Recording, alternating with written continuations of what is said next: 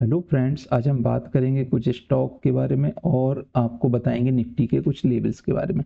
देखिए, अभी हमको दिखाई दे रहा है स्टॉक निफ्टी अभी अपने ऑल टाइम हाई से बहुत नीचे ट्रेड कर रहा है। और जब यहाँ पर इसने ये ग्रीन कैंडल बनाई तो उस टाइम पे भी हमने आपको व्हाट्सएप ग्रुप पे बताया था कि ये अभी और नीचे भी गिरावट दिखाई दे सकती है। तो ये इन लेवल्स पे आ गया है। इस लेवल को ब्रेक करने के बाद यहाँ और ज़्यादा नेगेटिव हो गए निफ्टी।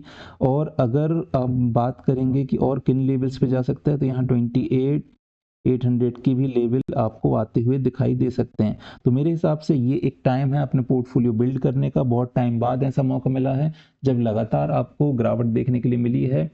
और मेरे हिसाब से यहाँ पर आप अपना पोर्टफोलियो बिल्ड कर सकते हैं। तो जो हम स्टॉक्स की बात करेंगे, पहला स्टॉक है उनमें आपको दिखाई देगा मनापुरम फाइनेंस। मनापुरम फाइनेंस में देखेंगे तो जो आरबीआई की इंक्वायरी हुई है उसमें 4 एनबीएफसी को टारगेट किया गया है। इसमें से मनापुरम एक है, जिसकी वजह से ये स्टॉक ने 220 के आसपास से लेके आपको यहाँ पर एक अच्छी खासी गिरावट देखने को दिखाई दी है और आपको अच्छे खासे डिस्काउंटेड प्राइस में ये स्टॉक मिल रहा है। मेरे हिसाब से इस स्टॉक में आप अब रडार में रख सकते हैं। और जो ये एक जोन है, यहाँ पर एक अच्छा खासा कंसोलिडेशन देखने के लिए मिला था। इस जोन में आप फिर से बाइंग कर सकते हैं। ये वही जोन है, 130 से लेके 150 के आसपास का जोन है। यहाँ पर आप बाइंग कर सकते हैं। आप अपने हिसाब से 130 का वेट करना चाहते हैं तो 130 पे वेट कीजिए। और अगर आप नहीं रुकना चाहते हैं, अभी बाय करना चाहते हैं, तो अभी भी अच्छा खासा अट्रैक्टिव दिखाई दे रहा है। और मेरे हिसाब से जो दूसरी बाइंग होगी वो 100 से 120 के आसपास पे होगी। और यहाँ पर भी अगर स्टॉक आता है तब हम इसमें और ज़्यादा बाइंग करेंगे।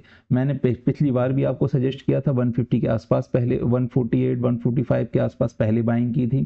फिर जो सेकंड बाइंग थी वो हमने 130 120 के आसपास की थी। और उसके बाद जो थर्ड बाइंग है वो हमने 100 के आसपास की थी। और फिर जब नीचे आया था 90 के आसपास तब हम फिर आराम से बैठ गए थे कि जब भी अच्छी खासी रैली होगी तब हम प्रॉफिट्स बुक करेंगे। और उसके बाद फिर इस स्टॉक ने 220 तक के लेवल्स आपको देखने को मिले हैं और अच्छे खासे प्रॉफिट बुक किए हैं। जो लोग कम टाइम के निवेशित थे और जो लोग निवेशित थे उनको ही हम बोलते हैं कि कुछ कुछ टाइम पे कुछ प्रॉफिट बुक करें और फिर जब नीचे के लेवल्स आए तब इसमें दोबारा फिर से निवेशित हों। तो मेरे हिसाब से अब ये टाइम आ गया है, आप इसमें निवेश कीजिए। और निवेश किस तरीके से करना है, जैसे आपको इसमें 100 रुपये लगाने हैं तो आप 3 पार्ट्स डिवाइड कर सकते हैं, 30 30 और 40। आप मान लीजिए 40 के इस तरीके से आप डिवाइड कर सकते हैं। पहला जो लॉट खरीदेंगे 1/3 कैपिटल खरीदिए, फिर उसके बाद जो नेक्स्ट लेवल जो आएंगे वहाँ 1/3 लेंगे और जो उसके बाद लेवल आएंगे उन पे हम 1/3 खरीदेंगे। और अगर स्टॉक पहले ही लेवल से भाग गया तब हम वेट करेंगे और जो ऊपर के लेवल्स होंगे वहाँ कुछ कुछ हम प्रॉफिट भी बुक करेंगे। और लॉन्ग टर्म के लिए निवेश करेंगे। लॉन्ग टर्म के लिए भी हम निवेशित रहते हैं हमेशा। किसी भी स्टॉक में हम टाइम टू टाइम प्रॉफिट ही बुक करते हैं और फिर नीचे के लेवल्स पे जब आते हैं फिर से ऐड करते हैं। पूरा प्रॉफिट कभी हम बुक नहीं करते हैं, थोड़ा बहुत हम बचा के रखते हैं, क्या पता कितनी रैली आ जाए स्टॉक में। या फिर हम एक साथ भी स्टॉक को नहीं खरीदते हैं, थोड़े थोड़े लेवल पे आके खरीदते हैं, क्योंकि कितनी गिरावट हो सकती है किसी को नहीं पता। बस हमें इसके फंडामेंटल्स चेक करने हैं, क्वार्टरली रिजल्ट्स चेक करने हैं कि इस स्टॉक में कुछ ऐसी गड़बड़ी ना हो जिसकी वजह से हमारा पैसा असुरक्षित रहे। चलिए, आपको हमारा वीडियो कैसे लगा हमें जरूर बताएं कमेंट करके। Thanks for watching us. जय हिंद, जय भारत।